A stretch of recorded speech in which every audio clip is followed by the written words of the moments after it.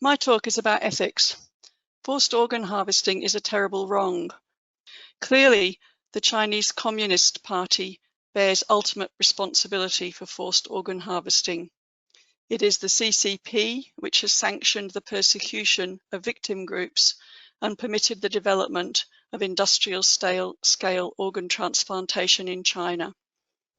But we cannot let it rest there by saying that the CCP is responsible and they should stop.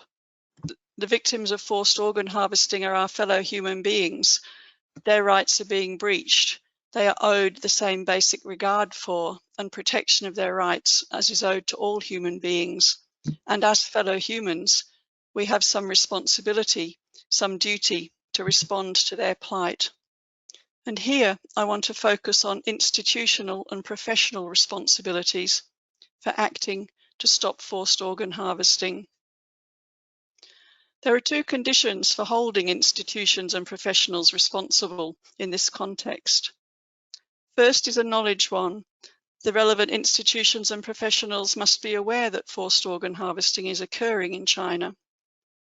And the second condition is that these organizations and professionals must have power to act in ways that can help to stop forced organ harvesting.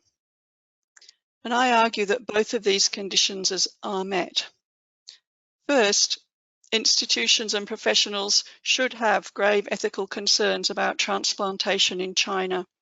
There is no longer any excuse for willful ignorance about these transplant-related human rights abuses. Information about these abuses is compelling and detailed. The China Tribunal performed an independent and exhaustive examination of the evidence and unequivocally found that China is committing crimes against humanity. This finding has been widely publicized. The incarceration of the Uyghurs is likewise well known and has raised public awareness about human rights abuses, particularly in Xinjiang. So the first condition for being held responsible, the knowledge condition, is met. The second condition for responsibility is power. We can hold transplant professionals and institutionals responsible for not acting if they do have power to act in this context. And here we need to be clear about the type of power I have in mind. No individual or institution alone can force the CCP to stop. But acting together, professionals and institutions can exert significant pressure on China. They can demonstrate their abhorrence of what China is doing and show that such actions are not tolerated by the rest of the world. There are many specific actions that professionals and institutions should take. Transplant professionals should ask or demand that their professional organizations have an effective and enforced transplant policy for China that excludes transplant doctors from China as members, bans transplant doctors from China from attending or presenting at their meetings, and strongly advises their own members not to travel to China for transplant activities of any kind. Otherwise, engaging in educational research and research exchanges with China, business as usual, sends the message that those involved have no ethical concerns. Any normalized professional interaction provides implicit moral support for and endorsement of the Chinese transplant system and should therefore stop.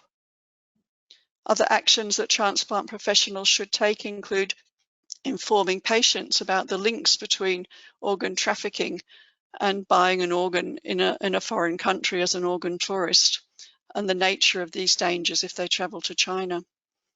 They should lobby their members of parliament to ratify and implement the Council of Europe Convention Against Trafficking in Human Organs, and they should raise public awareness about organ trafficking and the need for transnational solutions, because transplant professionals have high prestige and generally command the ears of people like MPs if they are aware of them. Transplant institutions should set up processes to check all research and education collaborations with China and stop any that involve transplant medicine.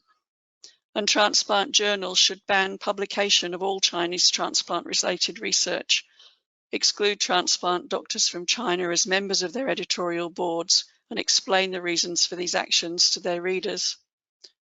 None of these actions alone will stop forced organ harvesting in China, but together they will send a strong message that the rest of the world will not tolerate this atrocity. Those in the transplant world have an ethical responsibility to act.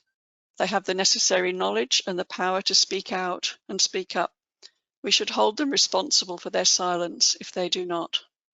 Thank you.